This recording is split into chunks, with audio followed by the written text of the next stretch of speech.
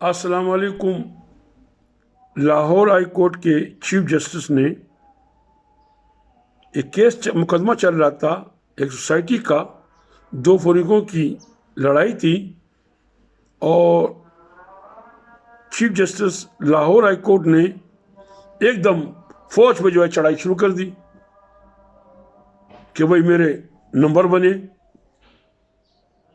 वो तो खुदा का शुक्र हुआ, अल्लाह का करम हुआ कि चीफ जस्टिस को एक टॉक शो याद आया, जहन में याद आया कि भाई ये हमारे रिमार्क्स की तो कोई कानूनी हैसियत नहीं है। और क्योंकि एक टॉक शो एक हुआ था, उसमें गालिबन में अटार्नी जनरल था या जज रह चुका था, उसने बोला जजों को रिमार्क्स नहीं देने चाहिए और इसकी कोई कानूनी हैसियत नहीं है। तो फिर वो लाहौर हाई कोर्ट के जज ने चीफ जस्टिस ने एकदम यू टर्न लिया कि भाई मेरा ये इरादा नहीं था कि मैं फौज के खिलाफ बोलूँ, फौज तो बाईस करोड़ आवाम की जान है। चलो शुक्र है भाई, अपनी बात से पीछे हटे, ये भी अल्लाह का शुक्र है। मगर चीफ जस्टिस को मैं एक चीज़ बताता हूँ कि आपके साथी दोस्त ने, जस्टिस आसिफ सईद कोसा, सुप्रीम कोर्ट के चीफ जस्टिस ने एक फैसले में यही रिमार्क्स, दूसरे किस्म के रिमार्क्स दिए। फिर मुझे गुस्सा आया, मैंने उनको ख़त लिखा। वो मेरा ख़त रिकॉर्ड पे मौजूद है और मेरी किताब के इस पेज पे भी मौजूद है। उसमें आसिफ सईद कोसा ने आपके खिलाफ भी बोला, ये इसमें दर्ज है। फिर मुझे गुस्सा आया, मैंने चीफ जस्टिस को कहा कि आपको ऐसा नहीं कहना चाहिए, आपको इसकी इजाजत नहीं है। जब वो सर्विस में थे तो आज मुझे तो वैसी ही अदालतों से चिढ़ है। 30 साल इस अदालतों ने मेरे बर्बाद किए और अदालतों को तो फैसला करना आता ही नहीं है। फिर मुझे वो अपना एक खत याद आ जाता है, क्या जज की अपॉइंटमेंट मेरिट पे होती है? तो जवाब है कि नहीं। 3 गिरोह हैं जो जजों को अपॉइंट करते हैं, एक सियासी पार्टियां, सेकंड जुडिशल कमीशन, तीसरा जो ये सदर होते हैं सुप्रीम कोर्ट के या हाई कोर्टों के सदर होते हैं या जनरल सेक्रेटरी या जो बड़े बड़े चैम्बर के वो होते हैं, ये मुंतखब करते हैं। इस वक्त भी कोर्ट में 90% वकील बेचारे जो गरीब लोग हैं वो पिस रहे हैं। मेरा तो डिमांड है कि जजों की तनख्वाह 12 लाख नहीं होनी चाहिए, बल्कि जिन बेचारों वकीलों को केस नहीं मिलते इनको पर मंथ लाख, 1.5 लाख, 2 लाख रुपए मुआवजा मिलना चाहिए। वहां से पैसे कटौती करके इनको दे देना चाहिए। तो अब मैं दिल नहीं कर रहा था कि मैं बोलूं, बड़ा सोचा। जब मैंने सोशल मीडिया पे बड़ा गुस्सा देखा आवाम का, और इस टाइम हमारा असली दुश्मन भारत में तो जश्न मनाया जा रहा होगा, तो फिर मुझे अपनी किताब याद आ जाती है जो असकुद नोटिस है। इसका दिबाबचा भी अपना सईद हमदानी साहब ने लिखा है। ये दिबाबचा उसने chief justice of Pakistan Chaudhry Iftikhar का भी लिखा था, मेरे दिबाबचा भी उसने लिखा है। हालांकि ना मैं लिखना मुझे आता है, ना मैं बार बार कह चुका हूँ, ना मैं मुसन्निफ हूँ, ना मैं कालम नगार हूँ, ना मैं साफ़ी हूँ। मैं तो एक छोटा सा बंदा हूँ, इस पाकिस्तान के लिए जलता हूँ। और दूसरी बात यह है कि मुझे 30 सालों ने कोर्ट ने वो सज़ाएँ दी हैं कि मेरे दिल पे लिखी हुई हैं, मेरे दिल पे लिखी हुई हैं। मुझे आज बम दे दिया जाए, बम, और सारे लोग इकट्ठे कर दे दिए जाए, ये 2 नंबर लोग जो माशी दहशत गर्द हैं, तो मैं इंशाअल्लाह ताला इन सब का बदला ले लूँगा। मेरी किताब में दर्ज है, वो ख़त भी सरकार का मौजूद है। भाई मैं चीफ जस्टिस साहब से और जजों से पूछता हूँ कि बंगालियों के प्लाट कहाँ चले गए? भाई बंगाली पाकिस्तान में अक्सरियत में थे। हम चारों सूबों को मिला लें, चारों सूबों को मिला लें, वो हमसे अक्सरियत में थे। वो मसलन सिविल ब्यूरोक्रेसी में भी हमसे अक्सरियत में थे। उनके प्लाट कौन खा गया? मैं बताता हूं कौन कहा गया, किस तरह खाए गए। एक होता है अकरम, एक होता है सपोज मौजम। अकरम और मौजम दोनों एक होते हैं। एक प्लाट होता है सपोज जैसे जॉर्ज टाउन में, लाहौर में, मसलन अकरम जाता है प्लाट पे चार दीवारी बनाता है, मैं जाता हूँ अपने बंदे ले जाता हूँ, मैं तोड़ फोड़ करता हूँ, FIR दर्ज करता हूँ, कोर्ट में अदालत में केस चला जाता है। न मौसम खान का वो प्लाट होता है, ना अकरम का प्लाट होता है। अदालत में केस जाता है, उधर से LDA भी मिला होता है, सरकारी वकील भी मिला होता है, अदालत भी मिली होती है। इस तरह बंगाली का प्लाट जो है ओप करके खा जाते हैं। तो मेरा रियासत से आज मुतालबा है, अगर रियासत बंगालियों के प्लाट बरामद कर ले तो खुदा की कसम पाकिस्तान का कर्जा अदा हो जाएगा। चीनी फिर मिलेगी 10 रुपए किलो, और डंडा उठाए चीनी आज भी 10 रुपए किलो मिलेगी। ये मैंने बोला मैं नहीं बोलूं, मगर मुझे अपना ये 62 लोगों का पाकिस्तान जब मुझे याद आ जाता है तो फिर मुझे बोलना पड़ जाता है। मैंने कल एक ख़त बनाम पाकिस्तान लिखा था जिसका मजमून सुप्रीम कोर्ट के खूबसूरत रिमार्क्स, वाह जी वाह, जैसे लाहौर हाई कोर्ट के रिमार्क्स थे कल चीफ जस्टिस के। मैं बहुत कोशिश करता हूँ कि चुप रहूँ, लेकिन चुप रहने और ना रहने पर एक गाने के बोल याद आते हैं। चुप रहूँ तो कलेजा जलता है, बोलूँ तो तेरी रसवाई है, ये सारे जज हमारे अपने ही मुल्क के हैं। भाई ये सारे जज मेरे मुल्क के हैं ना, मुल्क तो भाई हमारे 22 करोड़ आवाम का है। ये तो 12-12 लाख तनख्वाह लेते हैं, जो हमारे अपने हैं, जिनके बारे में ना बोलने को जी चाहता है और ना खामोश रहने को। जजों को रिमाज के बजाय इंसाफ करना चाहिए। अगर इंसाफ होगा तो मुल्क होगा। सुन लो सुन लो, मुल्क होगा तो अदालतें होंगी, अदालतें होंगी तो तुम जज रहोगे, अदालतें होंगी तो जज होंगे। और जजों से मुझे याद आया जब साबिक वजीर आजम गिलानी की हुकूमत थी, चौधरी इफ्तिखार सुप्रीम कोर्ट के चीफ जस्टिस थे। इस वक्त एक अफवाह उड़ी थी और सारे जज रात की तारीकी में इकट्ठे हो गए। मेरे ख्याल में 3-4 बजे का टाइम था। अपने मुफाद के लिए और इन जजों ने एक फैसला किया था। ख़त की तंगी की वजह से डिटेल में नहीं जा रहा, ये सारे बयान कालमों और अखबारों में आ चुके हैं। सुप्रीम कोर्ट में वज़ीर आज़म की नाइली का केस चल रहा था और सुप्रीम कोर्ट के जजों के रिमार्क्स हर वक्त अखबारों में होते हैं। इन रिमार्क्स का न सर होता है न पाँव। इसीलिए तो भाई chief justice Lahore high court को याद आया कि भाई ये मैंने क्या बोल दिया, मैंने तो ये बात पहले कही है। इन रिमार्क्स से जाहिर होता है कि मुल्क का मुकद्दर बदलने वाला है। इसीलिए तो जस्टिस मुनीर को आज तक याद किया जाता है और साबिक चीफ जस्टिस इफ्तिखार चौधरी को जिस तरह याद किया जाता है वो भी सबको मालूम है। शराब की एक बोतल पे 100 मोटो और जस्टिस कयूम और ना जाने कितने दूसरे 100 मोटो, मगर क्या अमल हुआ। बाकी अदालिया का जो हाल है, जजों और वकीलों को तो मालूम ही है, और साइलों को तो वो बातें याद है कि वो साइल तो कब्रों में चले गए। कब्र में जाने से पहले उन्होंने अपने वारिसों को कोर्ट कचहरी के बारे में वो कुछ बताया है कि इंसान के रोंगटे खड़े हो जाते हैं। सबसे बड़ी जो कई दफ़ा हुकूमत में रह चुकी है, आज का चेयरमैन बिलाल भुट्टो ज़रदारी ज़िले के तनकीद निशाना बनाए हुए हैं। क्या वो अक़लियतों के तहफ़्फ़ुज़ फराहम करने में मुकुल नाम काम हो गए। आज सुप्रीम कोर्ट के रिमार्क पे मैं वापस आता हूँ। उन्होंने असम्बली में जो कुछ कहा, आर्मी चीफ ने इसकी तरदीद नहीं की। सुप्रीम कोर्ट, मेरा कहना और मेरा मानना है, यानी कि शेख मौसम खान, मेरा कहना और मेरा मानना है कि पिछले 67 सालों में से कभी भी किसी भी आर्मी चीफ ने कुछ ना बोलने की कोशिश की, यानी अक्सर खामोश रहते हैं। और मेरा मानना है कि आज तक पाकिस्तान का हर चीफ ऑफ आर्मी स्टाफ 95% खामोश रहता है और 5% जब जरूरत होती है तो वो बोलते हैं। ISPR फौज का तर्जुमान होता है। ISPR बयान जारी करता है और पूरे पाक फौज का तर्जुमान होता है। ISPR का बयान मीडिया और अखबारों में आ चुका है। सुप्रीम कोर्ट के ही रिमार्क से कि अगर तरदीद ना हो तो अखबारी इत्तलात काबिल एतमाद होती है। ये मैंने अपनी किताब उसको नोटिस 2 के पेज नंबर 24 पर तहरीर किया था।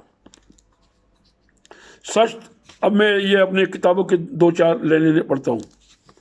सच तो ये है कि सच कोई सुनना समझना ही नहीं चाहता, क्यों ना कि सच हमेशा झूठ के पीछे होता है और झूठ बोलने वाले झूठ पे झूठ इस तरह बोलते हैं कि सच को दबाने में उन्हें अपनी पूरी उम्र सर्व करना पड़ जाती है। मैं जल्दी ज़रा सा ये मैं पढ़ता हूँ कुछ जजों के रिमार्क से। अवाम अदलिया से किसी सतह पर भी मुतमईन नहीं है। चीफ जस्टिस इसार खान, भाई ये तो मैं नहीं कह रहा हूँ, ये चीफ जस्टिस साहबान कह रहे हैं। जब आप खुद बोल रहे हो कि लोग मुतमईन नहीं है, फिर ख़त्म कर दो अदालतें। अदलिया ने इंसाफ ना किया तो सिस्टम ख़त्म हो जाएगा। ये भी चीफ जस्टिस कह रहा है, इरशाद हसन खान कह रहा है, खुद कह रहे हो भाई आप लोग। जजों से मैं सबको गलत प्लाट दिए गए। जस्टिस टिवाना को सलाम सलाम सलाम। जस्टिस टिवाना ने लिया हुआ प्लाट वापस कर दिया। मैं फिर जजों से मुतालबा करता हूँ, भाई हमारे प्लाट वापस कर दो। मैं रियासत पाकिस्तान से मुतालबा करता हूँ कि इन जजों से हमारे प्लाट अभी भी ले जाए। मैं रियासत पाकिस्तान से मुतालबा करता हूँ, जजों की तनख्वाह 12 लाख नहीं होनी चाहिए। अगर तनख्वाह होनी चाहिए तो छोटे मुलाजिमीन की, जिनकी तनख्वाह 1 लाख से कम है, इनकी तनख्वाह बढ़ा दें। जितना पैसा वहां से रिकवर होता है जजों से, इनको दे दिया जाए। मुकदमे की असल तफसील जुर्म है, लाहौर हाई कोर्ट। तरदीद ना हो तो अखबारी इतलात काबिल एतमाद होती है, सुप्रीम कोर्ट। इंसाफ ना मिलने पर टी मैकेनिक की SSP ऑफिस में खुदकशी। अदलिया की मीर जाफरों ने हमारा निज़ाम बदतरीन तरह से दो चार कर दिया। लाहौर हाई कोर्ट के सीनियर जज जस्टिस मियां नज़ीर अख्तर ये बोला कि अदलिया के मीर जाफरों ने, भाई अदलिया के मीर जाफरों ने, मैं कह रहा हूं, मौसम खान कह रहा है, साहिल कह रहा है, ये लाहौर हाई कोर्ट का जज कह रहा है। जज मैंने नाम भी बता दिया कि मीर जाफरों ने, अदलिया के मीर जाफरों ने बासर लोगों के खिलाफ कोई भी कार्रवाई नहीं करता। चीफ जस्टिस इफ्तिखार चौधरी, जज ऐसा इंसाफ करे जो होता हुआ भी नजर आए। इफ्तिखार चौधरी, वाह जी वाह। इसका मतलब हो गया कि जज साहबान खुद मान रहे हैं कि इंसाफ नहीं हो रहा। ये मैं किताब ऐसे करता हूं, आप स्क्रीनशॉट ले लें, आप लोग पढ़ें। जज ऐसा इंसाफ करे जो होता हुआ नजर आए। सेशन जज अपनी अदालतों में करप्शन खत्म करवाए वरना कार्रवाई होगी। यह भी लाहौर हाई कोर्ट के चीफ जस्टिस ने कहा है। भाई तो इसका मतलब है करप्शन हो रही है तो chief justice Lahore high court कह रहे हैं ना, मैं तो नहीं कह रहा। ये देखें, ये आप पढ़ें, ये आप लोग स्क्रीनशॉट में पढ़ें।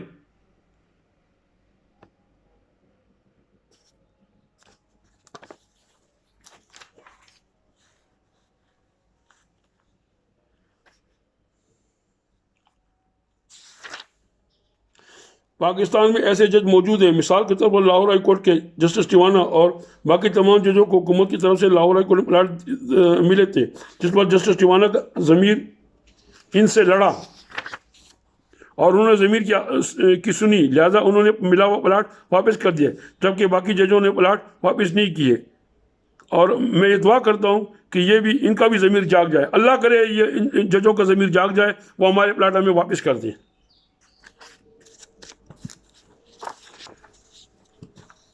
हम इम्तिहान में हैं।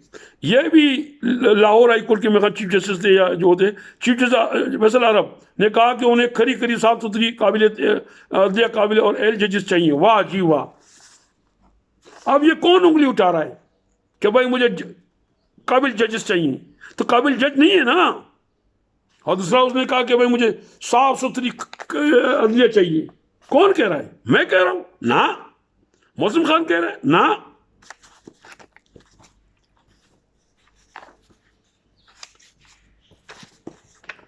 तख्त कांटों की बीच, वाह जी वाह। ये जरूरी नहीं है कि वजीर आजम का तख्त जो है तख्त है, हर वो सीट तख्त है जिस पे कोई डिसीजन होता है। अकबर ने अपने बच्चे को नसीहत की थी। अकबर से एक बार इसके बेटे सलीम ने पूछा, मुझे तख्त क्यों नहीं दिया जाता? जिस पर अकबर ने कहा, बेटा मैं तुम्हें इससे दूर रखना चाहता हूँ। जब तक मैं जिंदा रहूँ मैं तुम्हें मजबूत करना चाहता हूँ। ये तख्त महज तख्त नहीं बल्कि कांटों की सीख है। तो इसीलिए तो कहा गया है कि जो जज इंसाफ नहीं करेगा दोज़ख में जाएगा, दोज़ख में। 30 साल मेरे बर्बाद किए अदालतों ने। मैंने सारा कुछ लिख के दे चुका हूं और आज मैं इस वीडियो के जरिए ये बोलना चाहता हूं कि अगर मुझे अदालत बुलाया जाएगा तो मैं खुदा की कसम खा के बोलता हूं कि मैं वहां माफी नहीं मांगूंगा। अगर मुझे पाकिस्तान और वॉइस करो ने मजबूर ना किया तो शर्त मेरी ये है। मैं एडवांस में कहना चाहता हूं आज मैं इस वीडियो के जरिए एडवांस में कहना चाहता हूं, यहां अदालतों में जो पैसा चलता है ना, खुदा की कसम जजों को भी मालूम है, वकीलों को भी मालूम है, पेशकार को भी मालूम है, सब पे जो है कुरान दे, सब पे हजरत अली का कसम दे, ये मानते नहीं मानते। और 99% वकील जो है बेचारे को जो है रोटी नसीब नहीं हो रही, चंद गुरों ने जो है कब्जा किया हुआ है, कब्जा।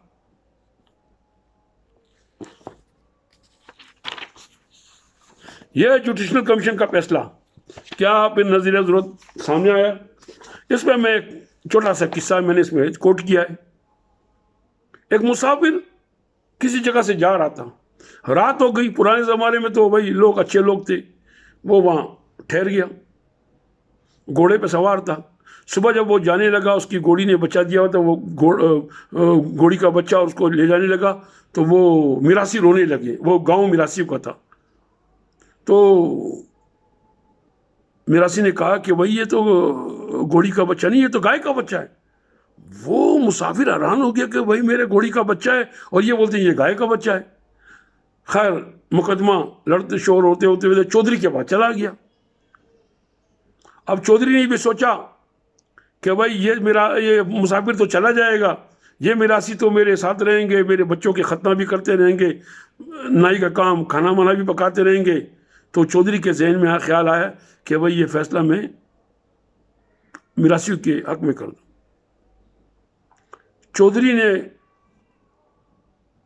उस मुसाफिर को कहा कि भाई ये जो है ये गाय का बच्चा है। तो वो मिरासी सर पकड़ के हो गया कि भाई ये कैसे लोग हैं, इनका चौधरी कैसा है।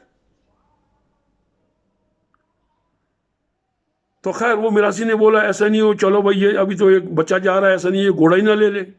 मिरासी रवाना हो गया। वो मिरासी रोने लगे, हाँ सर पे हाथ मारने लगे। तो चौधरी ने पूछा कि भाई क्यों रो रहे हो। उसने बोला कि चौधरी साहब जब आप मर जाओगे तो ऐसा जज कहां से लाएंगे, ऐसा जज कहां से लाएंगे।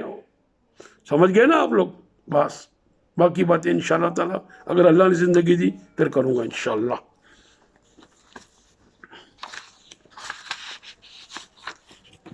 ये भी लाहौर हाई कोर्ट का केस ही है मेरे ख्याल में। मर गए सारे, मुक गए, 65 साल हो गए। एक कमरे का झगड़ा था, 2 बंदे थे, दोनों भाई थे। मैं इसके 4 लेने पढ़ता हूं। बाकी खैरा बीबी ने तकसीम हिंद से पहले अपने भाइयों अत्ता शेर और हसन के खिलाफ मकान की तकसीम का दावा किया। लाहौर हाई कोर्ट के ने हक में फैसला दिया। दावा मुख्तलिफ मराइल से तय करते हुए 1995 में एडिशनल डिस्ट्रिक्ट एंड सेशन जज की अदालत में पहुंचा, जहां खैरा बीबी के खिलाफ अपील मुस्तरद कर दी गई। एडिशनल सेशन जज आबिद हसन कुरैशी ने 65 साल तक जेर समात रहने वाले एक कमरे की मकान की तकसीम के मुकदमे का फैसला मुद्दा पहले अपने एक घर की तकसीम हिंद के लिए अपने 3 भाइयों अत्ता शेर और हसन मोहम्मद के खिलाफ दावा दायर किया था, जिस 1938 में फैसला हाई कोर्ट ने खैरा बीबी के हक में दिया था। दावा मुख्तलिफ मराइल से तय करता हुआ 1995 में एडिशनल डिस्ट्रिक्ट एंड सेशन जज मलक शौकत अली की अदालत में पहुंचा, जहां इसके भाइयों ने खैरा बीबी के हक में होने वाले फैसले के खिलाफ अपील दायर की। गुज़श्ता रोज़ अदालत ने दावा को निपटाते हुए फैसला खैरा बीबी के हक में दे दिया। वाज़ेह है कि इस वक्त खैरा बीबी और उसके भाइयों में से कोई भी जिंदा नहीं है। अदालतों जजों, भाई जज के नाक के नीचे जो पैसे लिए जाते हैं, ऐसे डायरी में बंद करके दिए जाते हैं, ऐसे यूं लिए जाते हैं, ये किसके लिए पैसे जाते हैं, ये भी मेरी किताब में मेंशन है।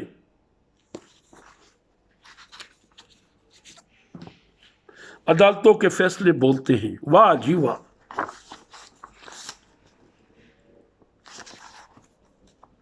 जॉन केट्स के बकौल अपने आप को अपनी निगाह से देखो, न कि दूसरे की निगाह से।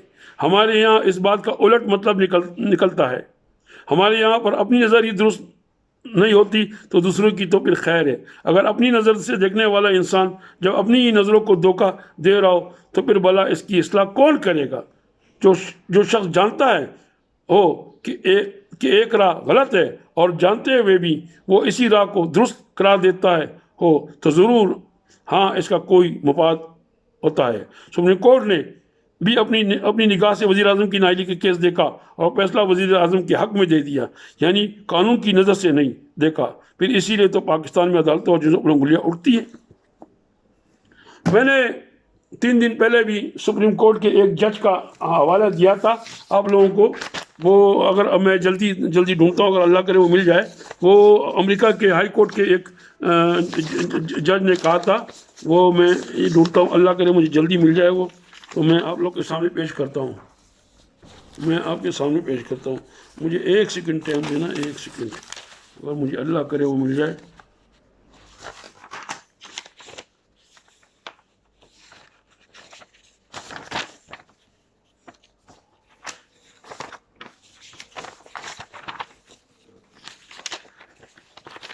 ये मुझे मिल गया। ये मैंने चीफ जस्टिस को लिखा है ख़त। कल भी मैंने ये एक वीडियो में इसका जिक्र किया।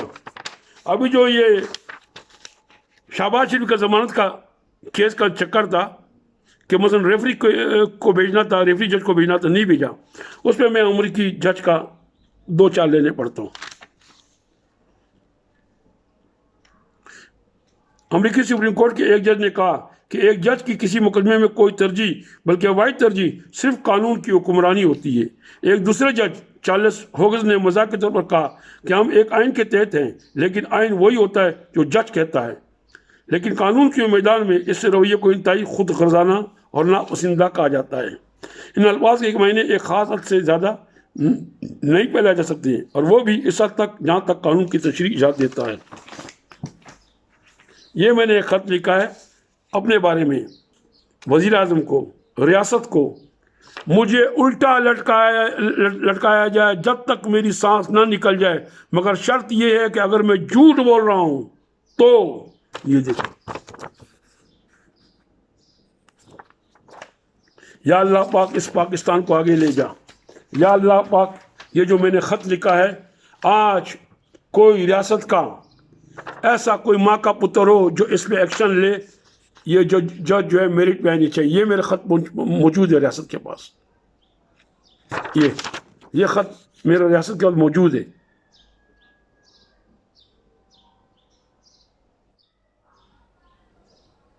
ये ख़त मेरा रियासत के पास मौजूद है।